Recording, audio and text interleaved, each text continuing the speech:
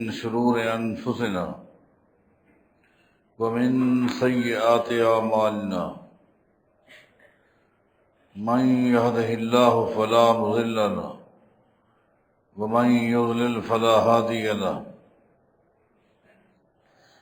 وأشهد أن لا إله إلا الله وحده لا شريك له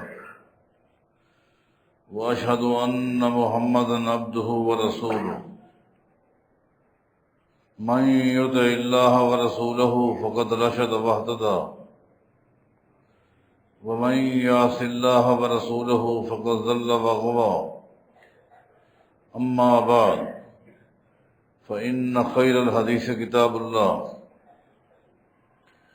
وخير الهدي هدي محمد صلى الله عليه وسلم وشر الأمور محدثاتها وكل محدثة بدعة وكل بدعة ضلالة وكل ضلالة في النار. أعوذ بالله من الشيطان الرجيم.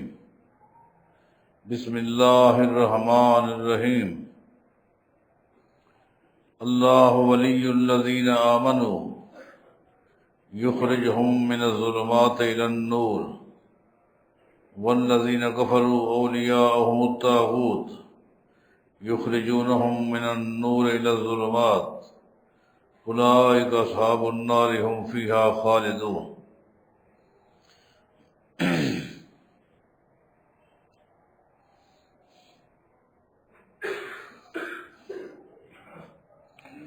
سلف صالحین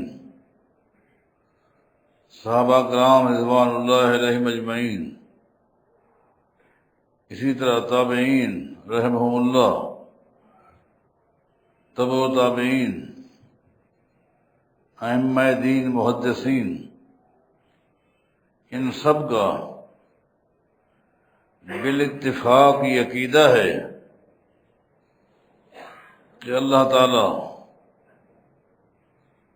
اپنی ذات کے لحاظ سے عرش پر مستوی ہے، بائن عن الخلق، مخلوق سے جدا ہے، آخری مخلوق عرش ہے اور اللہ تعالیٰ عرش کے بھی اوپر ہے، اور اللہ تعالیٰ اپنے علم کے لحاظ سے پوری کائنات پر محیط ہے۔ یہ ہے وہ عقیدہ جو ہر مسلمان کو ہونا چاہیے۔ کئی دنوں سے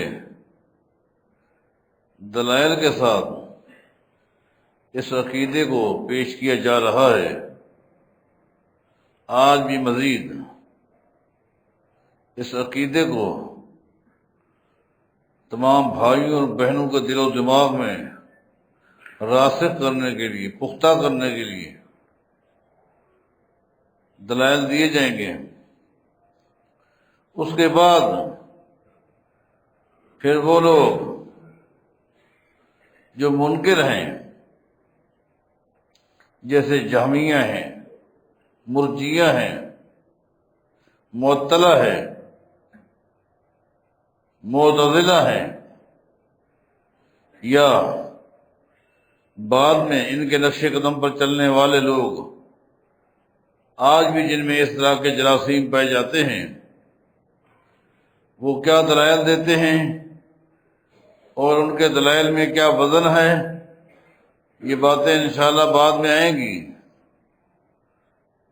میں دیکھ رہا ہوں جب سے اس ٹاپک کو میں نے شروع کیا ہے، بہت سارے دوست انفرادی نشست میں ملتے ہیں اور سوالات کرتے ہیں۔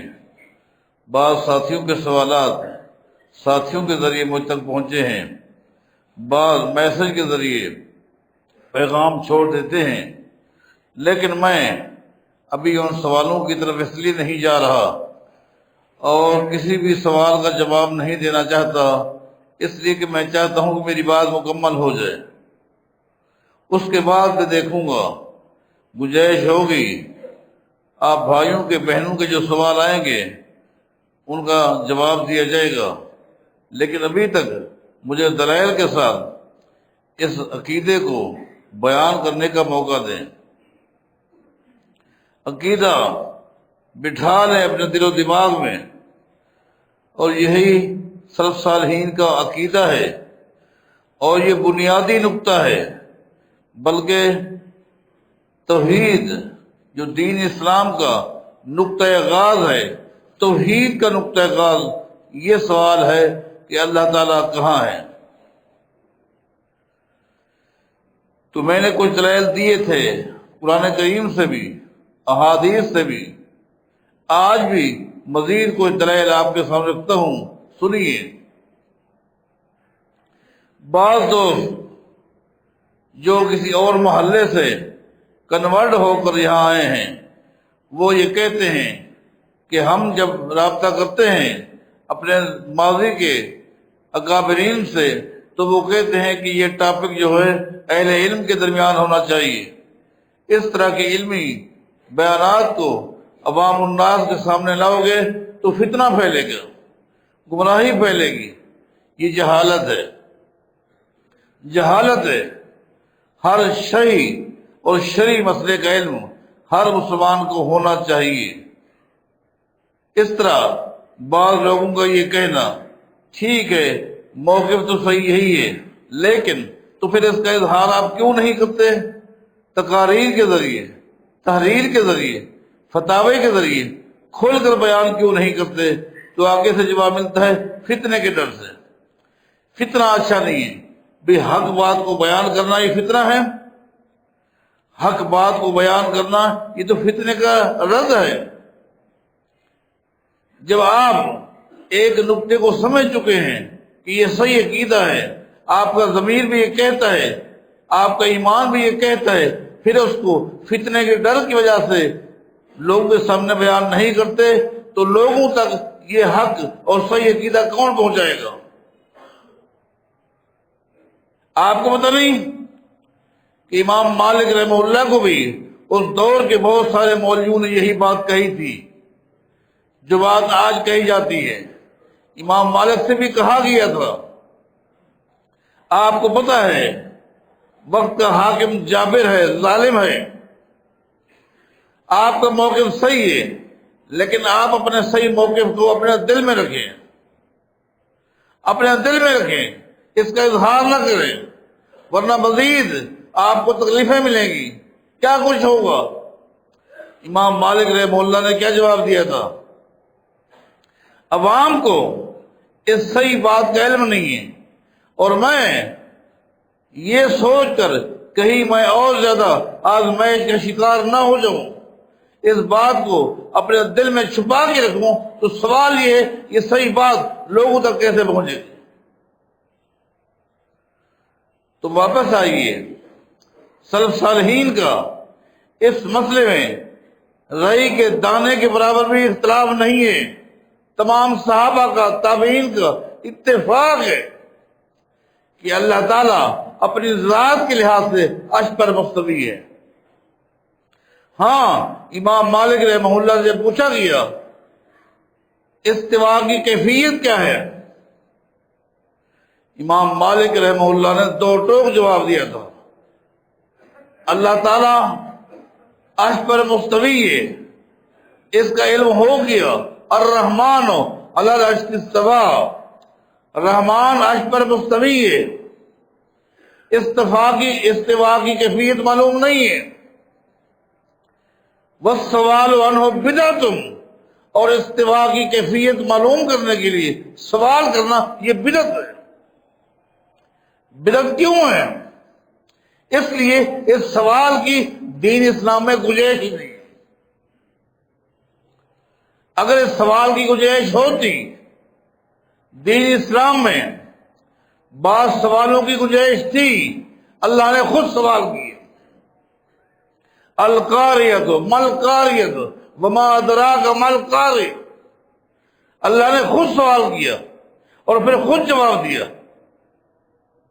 الحاقۃ مل حاقۃ وما ادراک مل حاقۃ، سوال کی گنجائش تھی، اللہ نے خود سوال کیا، خود جواب دیا۔ دین اسلام میں بعض سوالوں کی گنجائش تھی، اللہ نے وہ سوال اپنے پیغمبر کے دل میں ڈالے۔ نبی علیہ الصلوۃ والسلام صحابہ سے وہ سوال کرتے تھے، آپ پوچھتے تھے اتدرون ما اخبار ہوا۔ قرآن نے کہا کل قیامت کے دن زمین اپنی رپورٹ اللہ کے سامنے پیش کرے گی۔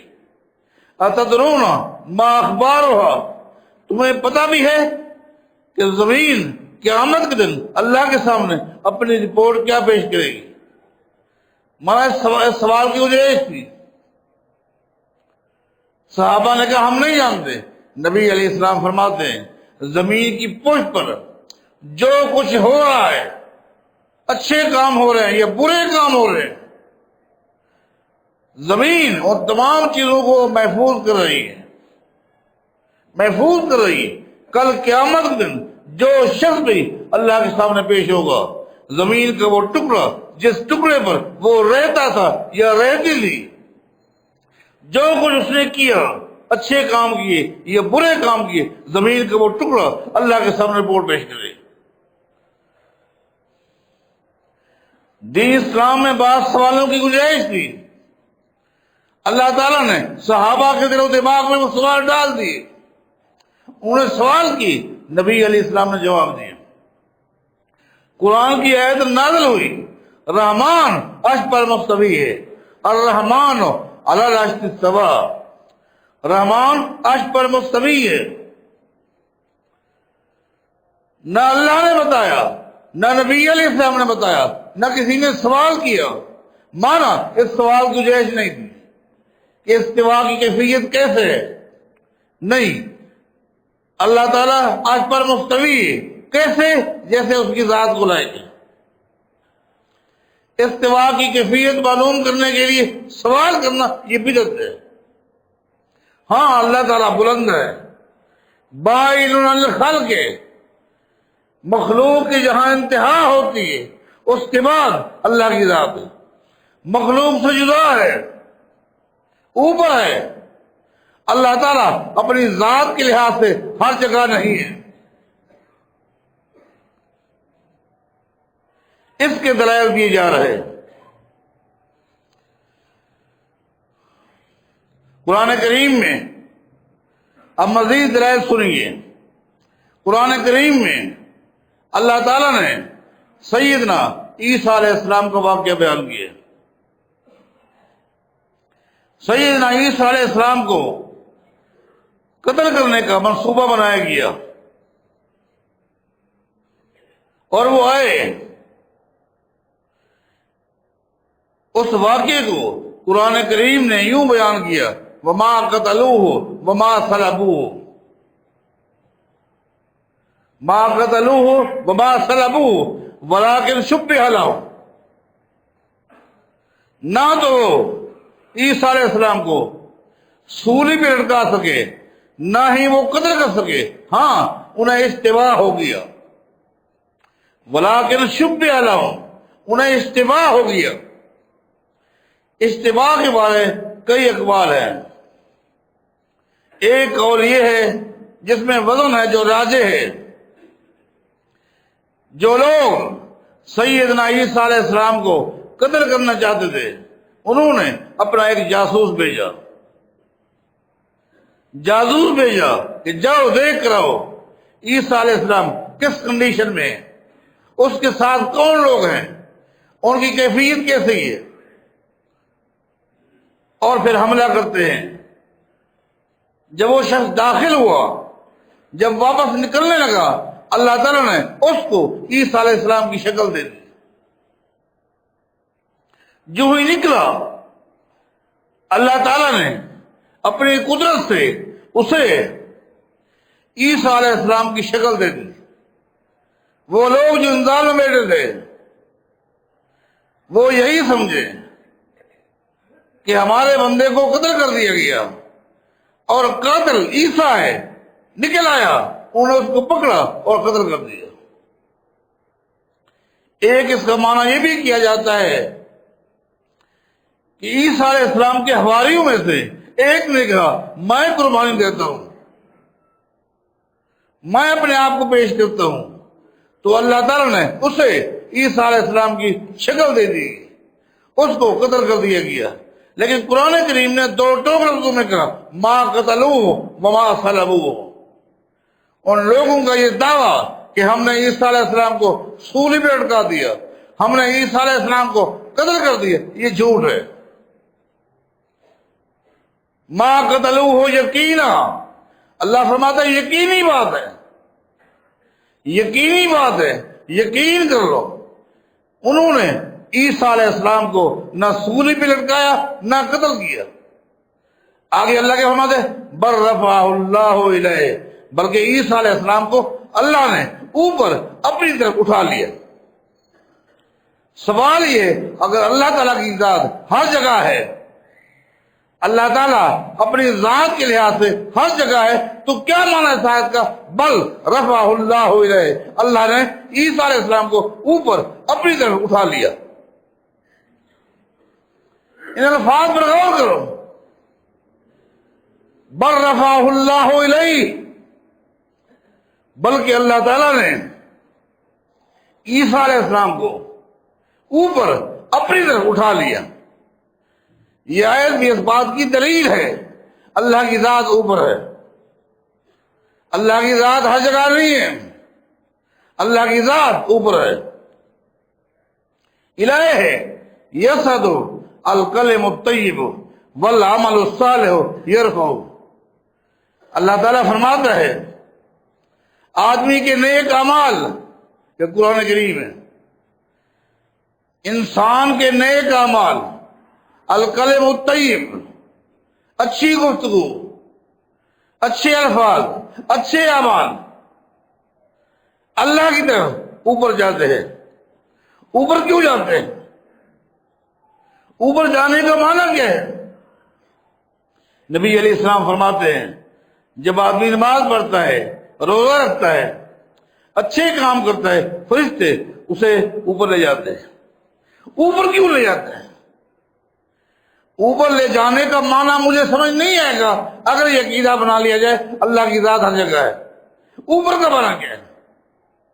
ہاں، نبی علیہ السلام فرماتے ہیں دو بد نصیب آدمی ایسے ہیں، دو بد نصیب آدمی ایسے ہیں جن کا آپس میں اختلاف ہے، ناراضگی ہے، بات چیت ختم ہے، مرد ہیں یا عورت ہیں، ملاقات نہیں کرتے، ملتے نہیں ہیں، اور اختلاف کا سبب دین نہیں، دنیا کا معاملہ ہے،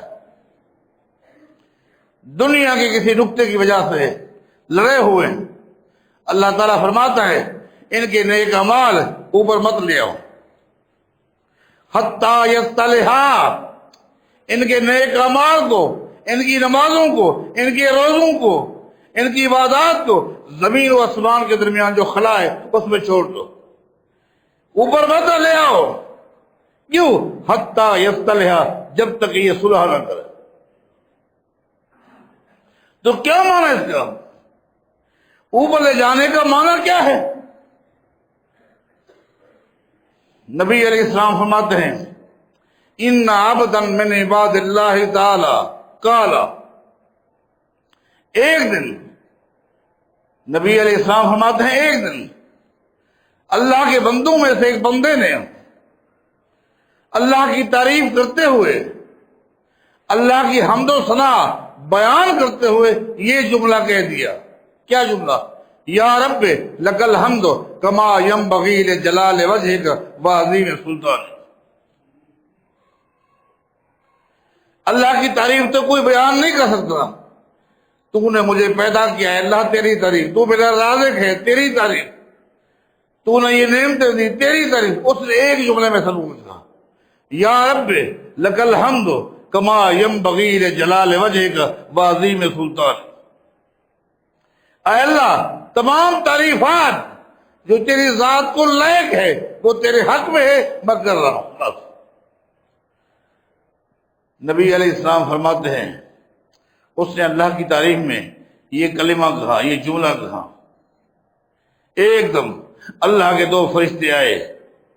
اب سننا، اللہ کے دو فرشتے ان کلمات کو محفوظ کر لیا، اللہ کے دو فرشتے آئے، ان دونوں نے اس بندے کے ان کلمات کو محفوظ کر لیا۔ فَصَعِدَا إِلَى السَّمَاءِ، نوٹ کرنے کے بعد، محفوظ کرنے کے بعد وہاں گئے جہاں فرشتوں کی آخری حد ہے آسمان پر۔ فرشتوں کی ایک حد ہے جہاں جا کر اپنی رپورٹ اللہ کے سامنے پیش کرتے ہیں، اس حد کے بعد آگے فرشتے نہیں جا سکتے۔ ایک حد ہے وہاں جاتے ہیں اور اللہ کے آگے اپنی رپورٹ پیش کرتے ہیں۔ فَصَعِدَا إِلَى السَّمَاءِ، وہ فرشتے ان کلمات کو محفوظ کر کے اوپر چلے گئے۔ اللہ سے کہا إِنَّ عَبْدَكَ قَدْ قَالَ مَقَالَةً لَا نَدْرِي كَيْفَ نَكْتُبُهَا، اے اللہ تیرے بندے نے تیری تعریف میں یہ جملہ کہا ہے،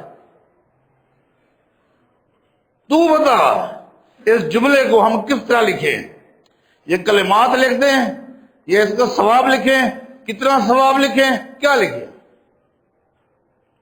نبی علیہ السلام فرماتے ہیں باوجود اس کے کہ اللہ جانتا ہے، اللہ جاننے کے باوجود اللہ نے ان فرشتوں سے پوچھا ماذا قال عبدی، میرے بندے نے کیا کہا؟ مانا اللہ کو بندے کا یہ کلمہ کتنا پسند آیا۔ اللہ جاننے کے بعد وہ عالم ہو، حالانکہ وہ جانتا ہے ما قال عبدی، میرے بندے نے کیا کہا۔ اللہ تعالیٰ فرشتوں سے پوچھتے ہیں ماذا قال عبدی، میرے بندے نے کیا کہا؟ وہ دونوں فرشتے دوبارہ دہراتے ہیں تیرے ایک بندے نے تیری تعریف میں یہ کہا یا رب لک الحمد کما ینبغی لجلال وجہک وعظیم سلطانک۔ اللہ تعالیٰ نے فرمایا اکتباہا کما قال عبدی، بس خالی یہ کلمات لکھ دو، میرے بندے کے نامہ اعمال میں خالی یہ جملہ لکھ دو۔ ثواب کیا لکھو گے؟ تم لکھ سکتے ہو اکتباہا کما قال عبدی، جس طرح یہ کلمہ میرے بندے نے کہا ہے خالی لکھ دو۔ حتی یلقانی فاجزیہ بہا، وہ دن آنے والا ہے، حتی یلقانی، وہ دن آنے والا ہے، قیامت قائم ہونے والی ہے، یہ بندہ میرے سامنے آئے گا، جب آئے گا اس کا بدلہ میں خود دوں گا۔ اب سوال یہ ہے فرشتے ان کلمات کو لے کر اوپر کیوں گئے؟ اگر اللہ تعالیٰ اپنی ذات کے لحاظ سے ہر جگہ ہے تو پھر یہ فرشتے اپنی رپورٹ پیش کرنے کے لیے، اللہ کو بتانے کے لیے آسمانوں پر کیوں گئے؟ نبی علیہ السلام فرماتے ہیں ہر بندے کے اوپر فرشتے مقرر ہیں جو انسان کے اعمال لکھتے ہیں، نیک اعمال لکھنے والے بھی ہیں اور گناہ لکھنے والے بھی فرشتے ہیں۔ یہ فرشتے ان کی ڈیوٹی چینج ہوتی ہے، کب؟ یا عصر کے وقت یا صبح کی نماز کے وقت۔ صبح کی نماز کے وقت جو فرشتے آتے ہیں وہ عصر تک رہتے ہیں، عصر کو دوسرے فرشتے آ جاتے ہیں اور وہ صبح کی نماز تک رہتے ہیں۔ ثم یرجع الیہ، یرجع الیہ الذین باتوا فیکم، جو فرشتے اپنی ڈیوٹی پوری کرنے کے بعد جب ڈیوٹی پوری ہو جاتی ہے وہ اوپر اللہ کے پاس جاتے ہیں۔ کیوں جاتے ہیں اوپر؟ وہ فرشتے وہ 12 گھنٹے کی بندے کی رپورٹ پیش کرنے کے لیے اوپر کیوں جاتے ہیں؟ یارجو الیہ الذین باتوا فیکم، اللہ کو رپورٹ پیش کرنے کے لیے اوپر جاتے ہیں۔ جب اوپر جاتے ہیں اللہ تعالیٰ اور فرشتوں سے پوچھتا ہے کیف ترکتم عبادی، ہاں بتاؤ میرے بندے کو کس حال میں چھوڑ کر آئے ہو، میرے بندے کو کس حال میں چھوڑ کے آئے ہو۔ اور وہ بندہ اگر نیک ہوتا ہے، متقی ہوتا ہے، پرہیزگار ہوتا ہے، نمازی ہوتا ہے تو فرشتے کہتے ہیں اتیناہم وہم یصلون وترکناہم وہم یصلون، اے اللہ ہم تیرے فلاں بندے کے پاس، تیری فلاں بندی کے پاس ہم گئے، جب گئے اس وقت بھی وہ نماز میں تھا، جب آئے اس وقت بھی وہ نماز میں تھا۔ یہ اوپر کیوں جاتے ہیں؟ اپنی رپورٹ پیش کرنے کے لیے آسمانوں کے اوپر کیوں جاتے ہیں؟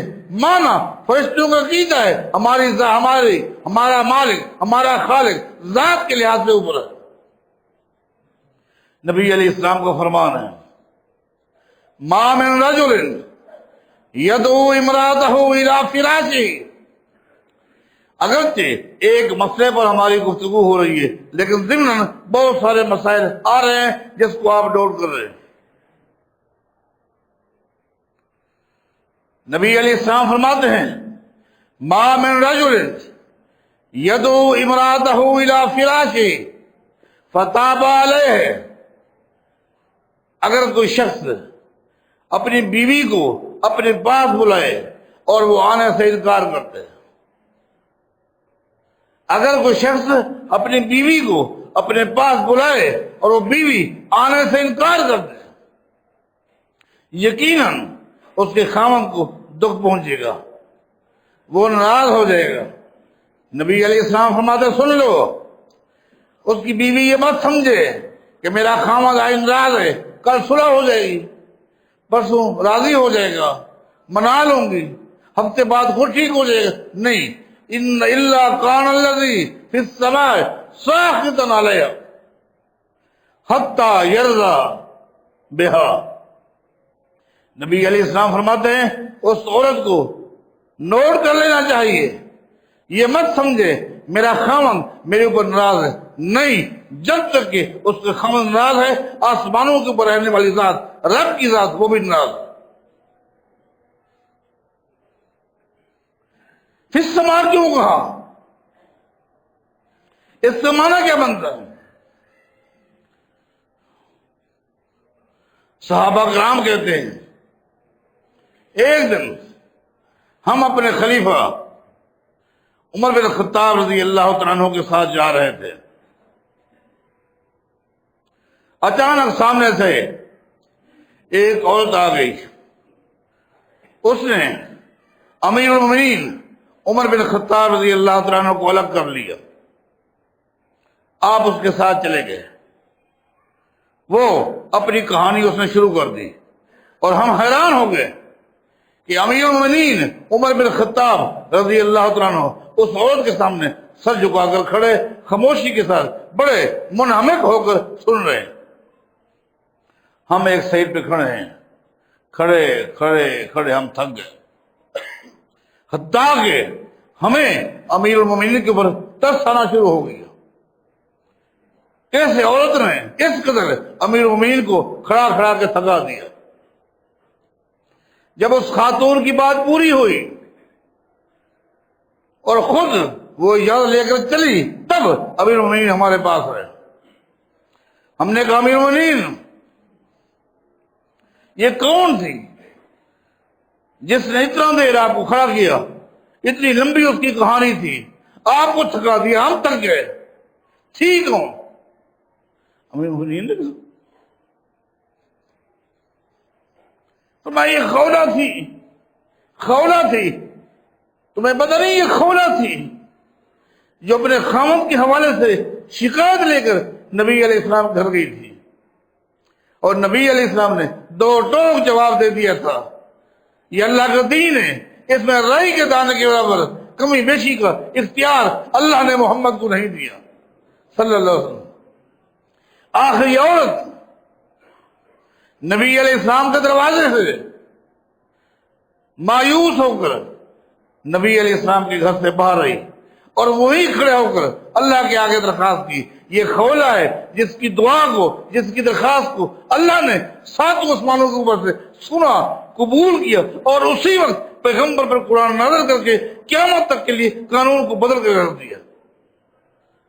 قد سمع اللہ قول التي تجادلك في زوجها وتشتكي الى الله والله يسمع تحاوركم۔ ساتوں آسمانوں کے اوپر، ساتوں آسمانوں کے اوپر اس خولہ کی درخواست کو اللہ نے سنا، قبول کیا، اور اسی وقت قرآن نازل کیا اور قانون کو بدل کے رکھ دیا۔ ساتوں آسمانوں کے اوپر کا معنی کیا ہے؟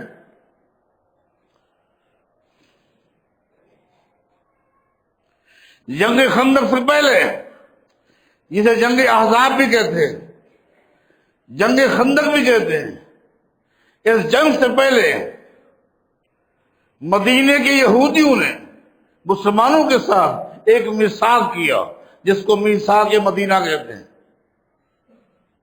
اس میثاق میں یہ بات طے ہوئی مسلمانوں کے اور یہودیوں کے درمیان، یہ نقطہ طے ہوا کہ آج کے بعد دنیا کی جو طاقت مدینے پہ حملہ کرے گی، ہم مل کر مقابلہ کریں گے۔ آپ کا عقیدہ اپنی جگہ پر، یہودیوں نے کہا ہمارا عقیدہ اپنی جگہ پر، لیکن یہ معاملہ وطن کا ہے، علاقے کا ہے، اپنی سرزمین کا ہے۔ جو طاقت بھی حملہ کرے گی ہم مل کر مقابلہ کریں گے۔ معاہدہ طے ہو گیا۔ اس کے بعد یہودی جب گھر گئے، انہوں نے جا کر ایک کارنر میٹنگ کی۔ اس کارنر میٹنگ کے بعد اپنا نمائندہ مکہ بھیجا، کفار مکہ کے پاس۔ ان سے کہا مسلمانوں کے ساتھ ہم یہ معاہدہ کر چکے ہیں، اب مسلمان مطمئن ہیں، جو طاقت بھی آئے گی ہم مل کر لڑیں گے، لیکن ہم تمہیں بتا رہے ہیں اندر خانہ ہم تمہارے ساتھ ہیں۔ تم آؤ، فلاں راستے سے آؤ، فلاں طریق سے آؤ، جو ہی تم مدینے کے قریب آؤ گے ہم مسلمانوں کی صفوں سے نکل کر تمہاری صفوں میں شامل ہو جائیں گے اور مدینہ کی اینٹ کے ساتھ اینٹ بجا دیں گے۔ مسلمانوں کا، اسلام کا نام صفحہ ہستی سے مٹا دیں گے۔ مکے کافر خوش ہو گئے، تیاریاں شروع کر دی، چل پڑے۔ ابھی دور ہی تھے، اللہ تعالیٰ نے وحی کے ذریعے نبی علیہ السلام کو بتا دیا کہ وہ آ رہے ہیں اور کس راستے سے آ رہے ہیں، کس راستے سے آ رہے ہیں۔ نبی علیہ السلام نے صحابہ کو جمع کیا اور وہاں سے خندق کی کھدائی شروع کر دی۔ وقت کم تھا، خندق کے لیے چھوٹے چھوٹے زمین کے ٹکڑے صحابہ میں تقسیم کر دیے، یہ کھدائی آپ کریں گے، یہ آپ کریں گے، یہ آپ کریں گے۔ آگے قریب یہودی ان کے ساتھ مل گئے۔ 20-21 دن کا یہ محاصرہ ہے، آپ اس تفصیل کو اچھی طرح جانتے ہیں۔ اللہ تعالیٰ نے مسلمانوں کی مدد کے لیے آسمان سے فرشتوں کو نازل کیا، ہوا چلا دی، کفار مکہ کے خیموں کے پرسے اڑ گئے۔ واپسی نبی علیہ السلام اپنے گھر میں تشریف لائے، صحابہ کرام اپنے گھر میں آ گئے۔ نبی علیہ السلام جنگی لباس اتار کر عام لباس جو معمول کا لباس ہے وہ پہن کر بیٹھے تھے کہ سیدنا جبریل علیہ السلام اللہ کے نبی کے پاس آ گئے۔ جس وقت جبریل علیہ السلام آئے، انہوں نے ابھی تک جنگی لباس پہنا ہوا تھا۔ آ کر کہتے ہیں اللہ کے رسول صلی اللہ علیہ وسلم آپ نے جنگی لباس اتار دیا؟ جی ہاں۔ فرمایا جو فرشتے اس لڑائی میں شریک تھے ابھی تک انہوں نے جنگی لباس پہنا ہوا ہے، اللہ نے مجھے بھیجا ہے آپ کو پیغام دینے کے لیے کہ جن یہودیوں نے آپ کے ساتھ غداری کی ہے، آپ کو دھوکہ دیے، آپ جائیں ان کو سزا دے کر۔ نبی علیہ السلام نے صحابہ کو جمع کیا اور فرمایا من کان منکم یؤمن باللہ والیوم الاخر فلیصلین صلاۃ العصر عند بنی قریظہ۔ آج چلو، آج عصر کی نماز بنو قریظہ یہودیوں کی بستی میں جا کے پڑھنی۔ پہنچ گئے، یہودیوں کا محاصرہ کر لیا، یہودی پریشان ہو گئے، نکلنے کی کوئی شکل نہیں تھی۔ آخر میں نبی علیہ السلام سے کہتے ہیں اے محمد صلی اللہ علیہ وسلم مت سمجھیں کہ آپ جو ہمارے بارے فیصلہ دیں گے ہم اس کو مان لیں گے، نہیں۔ ہاں، آپ کے جاننے والوں میں، ماننے والوں میں، آپ کے صحابہ میں سعد بن معاذ ہے رضی اللہ عنہ، ہمارے بارے جو وہ فیصلہ دیں ہم اس کو مان لیں گے۔ وہ سمجھتے تھے سعد بن معاذ ماضی کو سامنے رکھ کر نرمی اختیار کریں گے۔ اتفاق ہے اس وقت سعد بن معاذ ساتھ نہیں تھے۔ کیوں؟ جنگ خندق میں ان کی کنپٹی پہ دشمن کی طرف سے ایک تیر آ کے لگا تھا، خون بہہ پڑا، رگ بہہ پڑی۔ نبی علیہ الصلوۃ والسلام نے سعد بن معاذ رضی اللہ عنہ کو خیمہ مسجد نبی کے سر میں لگا دیا تھا تاکہ تیمارداری کے لیے آنے والوں کے لیے آسانی ہو جائے، سعد بن معاذ کے لیے بھی آسانی ہو جائے۔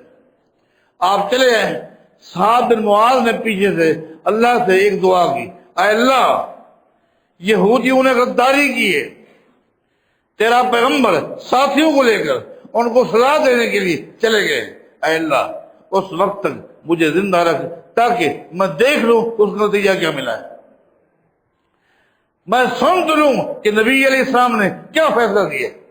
یہ کہنا تھا کہ رگ بند ہو گئی، خون کا بہنا رک گیا۔ یہودیوں نے کہا ہم سعد کی بات کو مانیں گے، آپ کی بات کو نہیں مانتے۔ نبی علیہ السلام نے صحابہ کو بھیجا، وہ گئے اور سعد بن معاذ کو گدھا پر بٹھا کر وہاں بنو قریظہ یہودیوں کی بستی میں لے آئے۔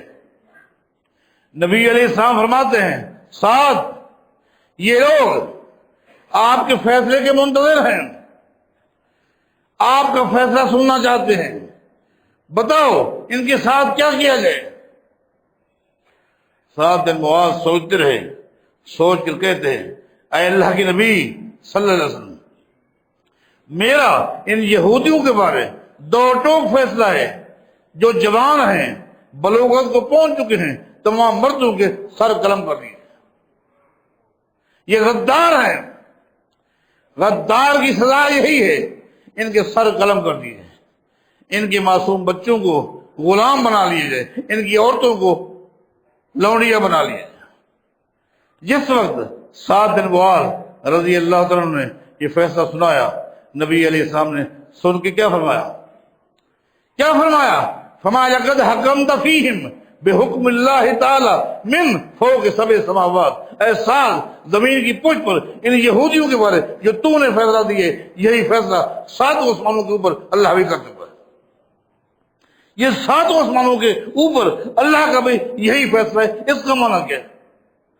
یہ دلائل تھے، مزید دلائل آئیں گے اور باتیں ہوتی رہیں گی۔ اللہ ہم سب کو صحیح عقیدے کی توفیق عطا فرمائے۔